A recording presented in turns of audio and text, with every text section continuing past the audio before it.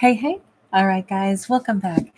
Geminis, I wanted to try one more live tonight. Geminis, oh my God, I'm so hopeful right now. I've had a whole bunch of problems with live videos. I thought I wasn't going to be able to do them anymore. And now I just thought, let me keep trying anyway tonight. I still want to prepare you guys. I may be uploading videos and live streams because some things are glitchy. So just know you may have two different formats to watch videos in. I don't know that you guys will notice a difference. It's just it'll be under two different categories. That's all. So I just want to give you guys a heads up. If you see that happening, it is because I've been navigating some significant glitches. But right now, tonight, things seem to be pretty good. So thank you guys for being here. And I want to take a look at the one who's thinking of Gemini. Now, with this in mind, it's a spin on like the Akashic Records, knowing that there's this concept that there's this gigantic cosmic library that contains the story of our lives, everything that we could do, every avenue we could take, everything that we might be, could be, all the potential possibilities. It's kind of like it's already written in the stars. And if we want to change our lives, we can simply pick like a different book or volume out of the Akashic Records for ourselves. But I kind of wanted to look at this from a slightly different perspective and say, whomever is the person that is thinking about Gemini, what actions that might they take? Because what about their Akashic record? What kind of situation? How might that impact Gemini? So who are they, first off? And we've got a 10 of swords. They could be a Libra, Gemini, Aquarius. This could be somebody who has recently had a significant ending in their life. They may be an individual that could be a gardener, by the way, or a botanist. They could have a shed. They may like, having like garden implements and tools and such. But this could also represent that something that used to be growing in their life has come to an abrupt end. This could be the end of a relationship. This could be the end of any chapter in their life. We have the Magician. The thing is, it was an ending of something that maybe hadn't grown in a long time. They didn't want to repair it. This could be somebody who's recently divorced. This could be somebody who's let go of a partnership and they're ready to kind of take the next leap of faith forward because we have the Magician here. So strong Virgo, Gemini, then also possibly Libra, Gemini, Aquarius. But so far, I would say that they are very cosmically tapped in, tuned in. We have a lot of cosmic energy here. We also have them looking out into the cosmos here. This person could be very into astrology, by the way. They could be somebody who has like more than one different set of skills. They could be like multi-talented. They could be somebody who could do like an electrician's work. They could also do woodworking. I'm picturing somebody who does cabinetry, but then they also have like this very celestial, they could just be somebody who's surprising in the breadth of knowledge that they have. They could be somebody who believes very much in things like, destiny or, checking out their sun and moon placements. I'm picturing somebody who might have even moved in their lifetime because it just felt like a good place to be. Now that could have something to do with how they ended up meeting Gemini in the first place. Yeah, this is a character who, on one hand, there is something about them that's very hard to like decipher. I almost think that this person has like a quirkiness to them, not in a bad way, but in a good way. Like they seem to know not to tell everybody the way they view the world because not everybody will understand. So this is a 7 of swords, which is a card normally of lying. I just don't get a liar here. I get somebody who knows how not to over-explain to people that couldn't possibly be on their same wavelength. So I'm picturing somebody very like free-spirited, maybe esoteric, somebody who has like a surprising like comfort zone, tapping into like the fringe science world or kind of like the more ethereal world, or like I said, the world of astrology. They may have some kind of like interesting background, things that they've studied. I mean, maybe they have been very intrigued by Egyptology. Maybe they've been very intrigued by some of the more ancient practices, specifically things like ancient alchemy. I could see this character being very tuned in and tapped in, and they let some of that guide their life, even though they don't really admit it to people who wouldn't understand that. That's, if they lie, it's because they're like, this person wouldn't understand what I was trying to say, so I'm not going to bother to explain it to them. I don't know how to tell people. I follow some internal compass that only myself and whatever my higher power understands, or my past life self that still is very much a present part within me today, guides me to where I'm supposed to be. I don't know why I make some of the decisions I do, other than an internal version of me knows exactly why. And they do have two sets of hands here. So I do think that they have to have some strong Gemini placement, because it's almost like they are twins, or maybe this person has a twin. Maybe that's what it is. So they feel very interwoven and connected to another person in a way that would be hard to describe unless you were maybe a twin yourself and you could understand that bond. I just feel like either they're a Gemini, so there's a duality to them, like a spiritualism, as well as like this rugged, like I said, they could be somebody who does like roofing or carpentry, but then they're also super, super like celestially aware. But it feels like they either have two personas or two vastly different, like they walk in two worlds at once. I mean, this person could be quite magical, to be honest, but they could also be a twin, and that could have honed some of their instinct, their intuition. We have a Two of Pentacles. The sun and the earth, and I kept saying it's like they have gone to certain places because they felt compelled to go there, even though it wouldn't make sense. They kind of, I'm not saying this person like is flaky and they one day wake up and go Costa Rica, and they just walk out of their house in their whatever boxer shorts and hop on a plane and go to Costa Rica. I'm not saying they just kind of like snort awake and just do something at random exactly, but maybe a little like that. When they get the urge to go, they go. When they feel a calling to a place, they go. I'm thinking it's going to be important. I'm thinking this is maybe how they meet Gemini. I'm thinking this is either they believe this is why they are meeting Gemini, because they felt compelled to go somewhere on planet Earth. Now, this is not a good enough representation for me to make out what continents I'm supposed to be seeing here, so I'm sorry that it's hard for me to tell. I will say that this sunbeam is actually not landing on a continent at all. It is like aiming directly into the sea, but I can't even tell which sea it would be because it's not an accurate enough or good enough diagram for me to tell. But just as a side note, they perhaps, I don't know, maybe it's an island. Maybe that's why I don't see it as a large landmass. Maybe this is where they're meeting Gemini. It's so weird because when I ask what do they want with Gemini, we have a 10 of Swords.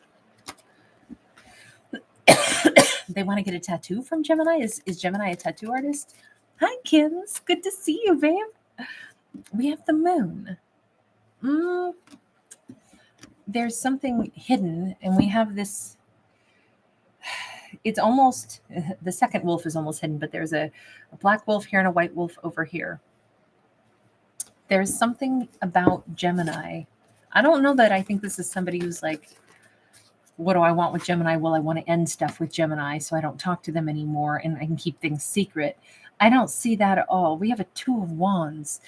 If anything, they are trying to figure out, is this why I felt some need to change something in my life? See, I almost feel like they're the new person in town or the new person around. I have a vivid image in my head right now of somebody who like works construction. And it's like, oh, they just got hired onto a job. I don't know if this is how Gemini would meet them. I don't know if they are in town for a job. Maybe they travel for like construction jobs or something. And I'm not sure if they literally either are getting a tattoo, maybe they're a tattoo artist on the side, maybe it's Gemini getting the tattoo. But there's something here about Gemini represents for them some kind of kindred spirit who, maybe Gemini has a meaningful tattoo that represents a chapter of their life that's closed. Maybe that'll be a topic that these two discuss. When I say what do they want with Gemini, it's like they want to talk or write to or connect to a Gemini that there's either like a storyline that they didn't get to flesh out, they didn't get to pursue with Gemini, or they want to know more about Gemini somehow. Tell me about the 10 of Swords. There is something about a tattoo here. 8 of Pentacles, 2 of Cups. Oh, okay. 7 of Wands. Okay, so Lovers. and the Page of Swords. So Gemini, this is actually somebody who this could be somebody who's just now awakening. They have perhaps lived their life kind of swinging by the seat of the pants, trusting that they're going to go where they're supposed to end up. And maybe for a while they were more like a tumbleweed. And then they finally decided there was some kind of a design to their life. They're not totally a tumbleweed. They do get done with stuff and they move on. But there was something about Gemini that they can never move on from. But they do have history with Gemini. This is somebody who they already dealt with Gemini and it ended. And it could have ended on Gemini's terms in a very certain way. Gemini may have had to kick this person to the curb even and say, nope, you cannot come back into my life and act like a tumbleweed. You got to go. And I think they have not been able to go very far away from Gemini.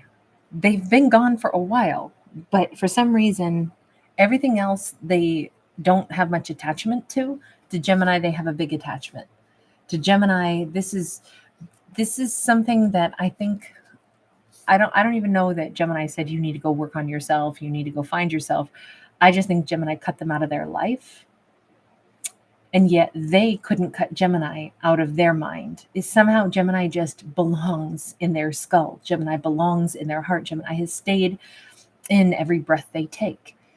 And it's almost like they've become so much more certain, and maybe a lot of things in their life make more sense to them as they've been away from Gemini, as they've been reflecting. There's a reason I ended up there. How could I have even been in the same town, in the same space, at the same moment to have met that Gemini in the first place? There was something divine about this. I could have gone a lot of different ways, but I didn't. All these things in my life, like all of them, led me to meeting Gemini. That isn't coincidence, is it? It's like they have recently started to figure this out, and I almost feel like this is what they got to go tell Gemini and explore with Gemini. I know you said you're done with me. I know you said I'm a tumbleweed, but I got thinking about it, and you know how many things had to tumble just right for me to meet you? You know, very few things in my life, make a mark that lasts, and yet you did. They realize this is no small thing.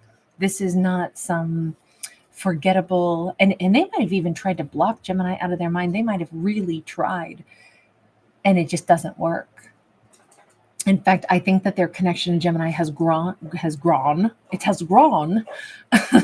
grown. um, don't ask me what just happened. Sorry, Aries is back there fluffing a massive rug that he cannot fluff, but if you hear him, he's putting in a valiant effort right now. Baby, please don't fluff the rug, honey. Go get on your couch, babe. And he's back to fluffing. Let me take a look. Gemini, what does Gemini think about this person, if anything? 9 of Wands. Gemini leaves a light on for them. Can't help it. It's not that Gemini is like, oh, I hope they come back. It's more like, this is the one person on earth where if they came upon my shores again, they can sleep on the couch. 2 of Pentacles. If anything, Gemini's like, look, my life's fine without him. I'm good without him. Gemini could be an only parent, whether to a pet or an actual human child. I could also picture somebody who spends a lot of time with, like, if they have grandkids or nieces and nephews. I feel like Gemini is really good with little people. But it just feels like there's this energy of, Gemini's like, look, my life is not hurting for anything. 4 of Cups. Gemini has a lot of patience, and they may even look at this person as somebody who's like a young soul still. That's why it's like, if they show back up in my life, yes, they can sleep on the couch. I mean, I'm not saying it'd be a great idea, but I already know I'm the type that nurtures. I'm the type that is understanding. But then it'll suck because they'll probably leave again, and, they still won't have learned their lesson. It feels like Geminis resign themselves to saying, that's who this person is. But I wouldn't, begrudge them a place to lay their head if they had to. With the wild card, I honestly think Gemini has been very open to meeting somebody totally different, taking a whole different trajectory in their life. I almost think Gemini says, I can't help it. I know I would probably cave and, give this person a little bit of support, but I don't imagine them having grown up by the next time we encounter each other, if that should happen. And really, I'm kind of hoping for somebody else and something else to pop up in my life. In fact, I could use a little excitement right about now. I don't think Gemini is like any day now, any day now. I hope that they're coming back. I don't see that at all. Especially not if Gemini kicked him to the curb for behavior, even though a little of that was a lie. Because even if Gemini said, no, we're done, you need to go, you're not mature enough for all this, I still kind of think this says, it's not that Gemini didn't mean it. It's just that Gemini doesn't, they don't hold grudges. That's just not who this Gemini is. Let me go ahead and go back over to them for a moment and say, if you're in this place where you have recognized everything in your life led you to meeting Gemini, and now you're awakening to the fact of how many like very magical things had to go just right for you to meet Gemini, and the fact that you now know Gemini is incredibly important to you, then what the heck are you going to go do about it? The Chariot and the Two of Pentacles. Well, this says they're going for it. This says full steam ahead. Well, I got to go see. I got to go right toward Gemini, and I got to see if we can balance this stuff out. This could be a pipe dream for them. I got to say, though, I mean, this is a pretty big change for this character. This is them saying, I want to be in a totally different relationship or live my life totally differently than what I thought I was going to or what I thought I wanted. I didn't realize that Gemini wouldn't ever get scrubbed out of my memory or out of my heart. I didn't know they were going to become more of a focal point in my life the longer I was away from them. I didn't know that their words would echo through my mind. I didn't know that this would be one of the most important things and almost the culmination of why most of the things have happened in my life. It was to get me to Gemini. That's pretty romantic and that's pretty big, but they really seem to mean it. Because with this Three of Pentacles and them Knight of Pentacles, I don't know if this is somebody like teleporting in to another person's world. They could come crashing into Gemini's universe suddenly. It could be while Gemini's at work. I don't know if Gemini like works in a fairly quiet place, a bookshop, a library, some resource center, an office with a lot of files. It just almost feels like they're going to be showing up first in like a public setting and be like, hi, I was looking for Gemini. You know, this feels like this person's on the quest for their gem. And it kind of seems, like they're pretty unabashed about it. They're not filled with fear or anything like that. That's not how this person operates. I have to say, I like that about them. They don't live in any kind of fear. They go with the flow, but then they realize, but the flow took me to Gemini. Oh my God, this was like a really important, for somebody who's like very cosmically attuned, it's weird how they didn't realize, maybe they were too easy come, easy go. Oh, I just go with the flow of the universe, babe. I'm not here to stay. I just float on through. And then it was like, but the flow of the universe brought me to you. And you are the gift. You are the place I was supposed to land. You know, it kind of feels like they don't even think about being shy or scared or nervous. It's just they're awakened to something that is super strong, super powerful. And I kind of see them just coming forward like, I should never have like not invested here because you're the person I was supposed to invest with, Gemini. Very different energy on their part, a very different life that they are now choosing. You guys, thank you so much for being here. Bobby Harris, SLH, nice to see you, babe. Victoria Edwards, what a delight. Happy Bubba, love your name. Thanks for being here, sweetie. And Ken's always a delight, babe. All right, you guys, take care. Thanks for giving it a thumbs up. Thanks for subscribing. I will see you guys again soon. Bye for now.